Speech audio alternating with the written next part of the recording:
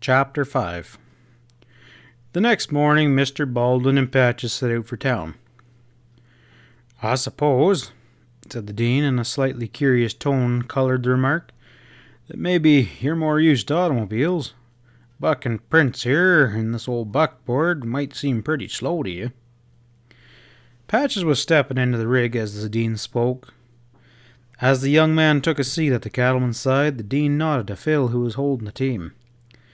At the signal, Phil released the horse's head and stepped aside, whereupon Buck and Prince of one mind looked back over their shoulders, made a few playful attempts to twist themselves out of the harness, lunged forward their length, and stood straight up on their hind feet, then sprang away as if they were fully determined to land that buckboard in Prescott within the next 15 minutes. "You say slow?" questioned Patches as he clung to his seat. The Dean chuckled and favoured his new man with a twinkling gleam of approval. A few seconds later, on the other side of the sandy wash, the Dean skillfully checked their headlong career with a narrow margin of safety between the team and the gate. "I reckon we'll get through with less fuss if you'll open the gate," he said to Patches, and then to Buck and Prince. "Whoa, you blamed fools, won't you stand a minute? Stella's been deviling me to get a machine ever since Jim Reed got his," he continued, while the horses were repeating their preliminary contortions, and then Patches was regaining a seat. "But I told her I'd be scared to death to ride in one of them fool contraptions." At this, Buck and Prince, in a wild riot of animal strength and spirit, leapt a slight depression in the road with such vigor that the front wheels of the buckboard left the ground. Patches glanced sideways at his employer with a smile of delighted appreciation, but said nothing. The Dean liked him for that. The Dean always insisted that the hardest man in the world to talk to is one who always has something to say for himself. "Why," he continued with a burst of honest feeling, "if I ever bring one of them things home to the Cross Triangle, I'd be ashamed to look a horse or steer in the face again." They dashed through a patch of wild sunflowers that in the bottomlands grew thick and rank, whirled past the tumble-down corner of an old fence that enclosed a long-neglected garden, and dashed recklessly through a deserted and weed-grown yard. On one side of the road was the ancient barn and stable with sagging, weather-beaten roof, leaning walls, and battered doors that hung dejected on their rusty and broken hinges. The corral stockade was breached in many places by the years that had rotted away the posts. The old-time windlass pump that, operated by a blind burro, once lifted water from the long-vanished herds, was a pathetic old wreck, incapable now of offering a drink to a thirsty sparrow. On the other hand, beneath the wide branches of giant sycamores and walnuts, and backed by a tangling orchard wilderness, stood an old house, empty, neglected, as if in the shadowy gloom of the untrimmed trees it waited, lonely and forlorn, the kindly hand of oblivion. "That's the old Acton homestead," said the Dean quietly, as though one speaking beside an ancient grave. Then, as they were driving through the narrow lane that crossed the great meadow, he indicated with a nod of his head a group of buildings on the other side of the green fields and less than a mile to the south. "That there's Jim Reed's place. His iron is the Pothook S. Jim's stock runs on the old Acton range, but the homestead it belongs to Phil. Jim Reed's a fine man." The Dean spoke stoutly, as though he was making the assertion to convince himself. "Yes, sir, Jim's all right. Good neighbour, good cowman, square as they make 'em. Some folks seem to think he's a mite overbearing and rough-spoken sometimes, and he's kind of quick on suspicioning everybody. But Jim and me, we've always gotten along the best of kind." Again the Dean was silent, as though he had forgotten the man beside him in his occupation with thoughts that he could not share. When they crossed the valley, meadow, and climbed the hill on the other side, they could see the road for several miles ahead. The Dean pointed to a black object on the next ridge. There's Jim's automobile now. They're heading for Prescott, too. Kitty driving, I reckon. I tell Stella that machine and Kitty's learning to run the thing is about all the returns that Jim can show for the money he'd spent on educating her. I don't mean, he added with a quick look at Patches as though he feared to be misunderstood. I don't mean that Kitty's one of them good-for-nothing butterfly girls. She ain't that by a good deal. Why, she was raised right here in this neighborhood, and we love her the same as if she was our own. She can cook a meal and make a dress about as well as her mother, and does too. And she can ride a horse or throw a rope better than some cow-punchers I've seen, but... The Dean stopped, seeming for want of words to express his exact thoughts. Seems to me, offered Patches abstractedly, that education, as we call it, is a benefit only when it adds to our lives. If schooling or culture, or whatever you choose to term it, is permitted to rob one of the fundamental and essential elements of life, it's most certainly an evil. That's the idea, exclaimed the Dean with frank admiration for his companion's ability to say that which he himself thought. You said it like a book, but that's it. It ain't the learning and all the stuff that Kitty got while she was at school that worried us. It's what she's likely to lose through getting them. This here modern, down-to-the-minute, high-living, lofty sphere, intellectual supremacy idea is all right if folks just keep their feet on the ground. You take Stella and me now. I know we're old-fashioned and slow and all that, and we've seen a lot of hardship since we was married over there in Skull Valley where she was born and raised. She was just a girl then, and I was only a kid punching steers for a living. I suppose we've seen about as hard times as any. At least, that's what they'd call them now, but hell, we didn't think nothing of it then. We was happy, sir. We've been happy for over 40 years, and I tell you, sir, we lived. Just lived every minute. And that's a blam sight more than a lot of them higher cultured, top lofty, half-dead couples that marry and separate and marry again nowadays would say. No, sir. It ain't what a man gets that makes him rich, it's what he keeps. And these folks that are swamping the ideas of old-fashioned sort of love that builds homes and raises family and lets man and wife work together, meet trouble together and be happy together, grow old and being happy together. And if they're swamping all that for these new down-to-date ideas of such things, they're making a pretty damned poor bargain, according to my way of thinking. There's such a thing, sir, as educating a man or woman plumb out of the reach of happiness. Look at our Phil, the Dean continued, for the man beside him was a wonderful listener. There's just naturally couldn't be a better all-around man than that Phil Acton. He's healthy. He don't know what it is to have an hour's sickness. Strong as a young bull. Clean, honest and square. No bad habits. A fine worker and a fine thinker too. Even if he ain't had much schooling, he certainly reads a lot. Take him any way you like. Just as a man, I mean. And that's the way you gotta take him. There ain't no better man than Phil living. Yet, a lot of these folks would say he's nothing but a cow-puncher. As for that, Jim Reed ain't much more than a cow-puncher himself.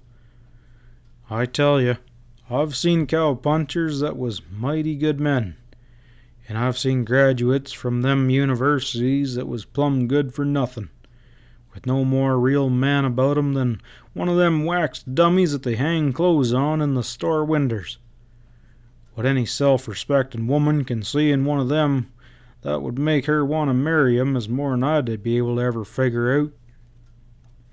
If the Dean hadn't been so engrossed in his own thoughts, he would have wondered at the strange effect of his words upon his companion. The young man's face flushed scarlet and then paled as though with sudden illness, and he looked sideways at the older man with an expression of shame and humiliation, while his eyes, wistful and pleading, were filled with pain. Honorable Patches, who had won the admiration of those men at the Cross Triangle corrals, was again the troubled, shamefaced, half-frightened creature whom Phil met at the divide. But the good Dean did not see, and so, encouraged by the other's silence, he continued his dissertation. Of course, I don't mean to say that education and that sort of thing spoils every man. Now there's that young Stanford Manning over it. If the Dean had suddenly fired a gun at Patches, the young man would have shown no greater surprise and consternation. Stanford Manning? He gasped. At his tone, the Dean turned to look at him curiously. I mean Stanford Manning, the mining engineer, he explained. Do you know him? I heard of him, Patches managed to reply. Well, continued the Dean, he came out to this country about 3 years ago, straight from college, and he's sure made good. He's got the education and culture and polish and all that, and with it, he can hold his own among any kind or sort of man living. There ain't a man, cowpuncher, miner, or anything else in Yokpai County that don't take his hat off to Stanford Manning. Is he in the country now? Asked Patches with the effort of self-control that the Dean didn't notice. No, I understand his company called him back east about a month ago. Gonna send him to some properties up in Montana is what I heard. When his companion made no comment, the Dean said reflectively, as Buck and Prince climbed slowly up the grade to the summit of the divide, I'll tell you, son, I've seen a good many changes in this country. I can remember when there wasn't a fence in all of Yokpai County, hardly in the territory, and now, why, the last time I drove over to Skull Valley, I got so tangled up in 'em I plumb got lost. When Phil's daddy and me was youngsters, we used to ride from Camp Verde and Flagstaff clean to Date Creek without ever even opening a gate. But I can't see that men change, though. They're good and bad, just like they've always been, and I reckon always will be. There'll be leaders and weaklings, and just betwixt and betweens, in every herd of cattle and band of horses that I ever own. You take Phil now. He's exactly like his dad was before him. His father must have been a fine man, said Patches with quiet earnestness. The Dean looked at him with an approval twinkle. Fine.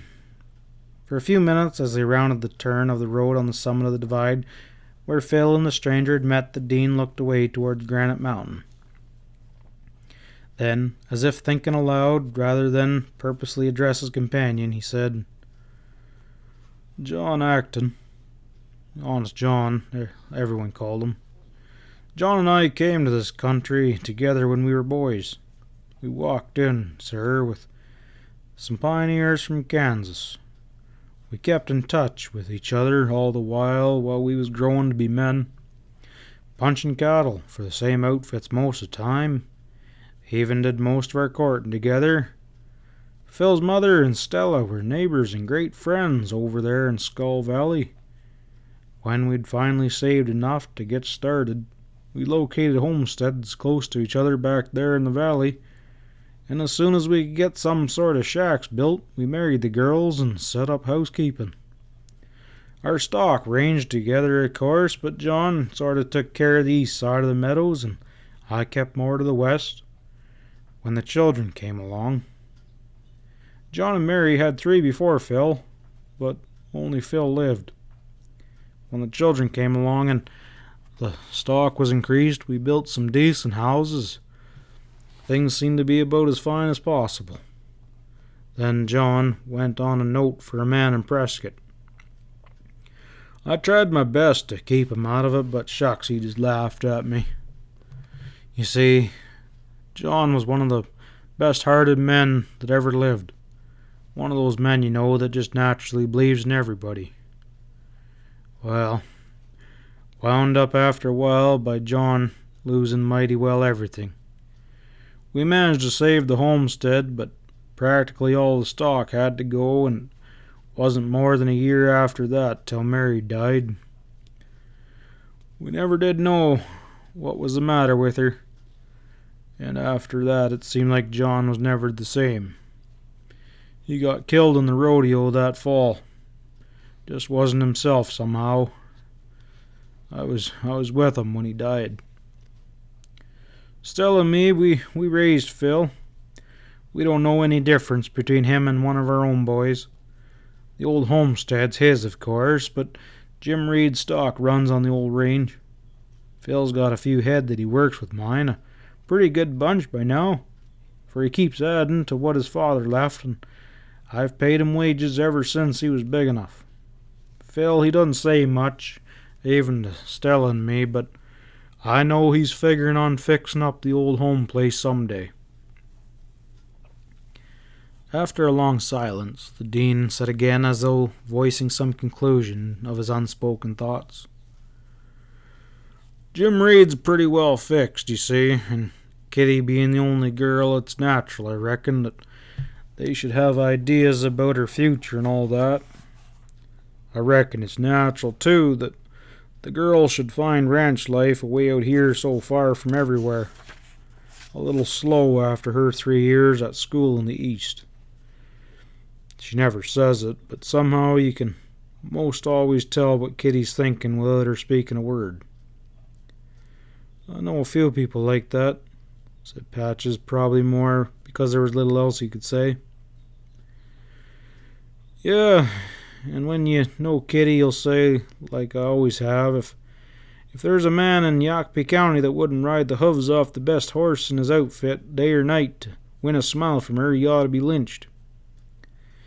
That afternoon in Prescott they purchased an outfit for Patches, and the following day set out for the long return drive to the ranch. They had reached the top of the hill at the western end of the meadow lane when they saw a young woman on a black horse riding away from the gate that opens from the lane into the Pot Hook S meadow pasture towards the ranch buildings on the farther side of the field. As they drove into the yard at home, it was nearly supper time, and the men were coming down from the corrals. Kitty's been over all afternoon, little Billy informed them promptly. I told her all about you, Patches. She says she's just dying to meet you. Phil joined in the laugh, but Patches fancied there was a bit of a shadow in the cowboy's usual sunny eyes as the young man looked at him to say, That big horse of yours sure made me ride some today. End of chapter 5.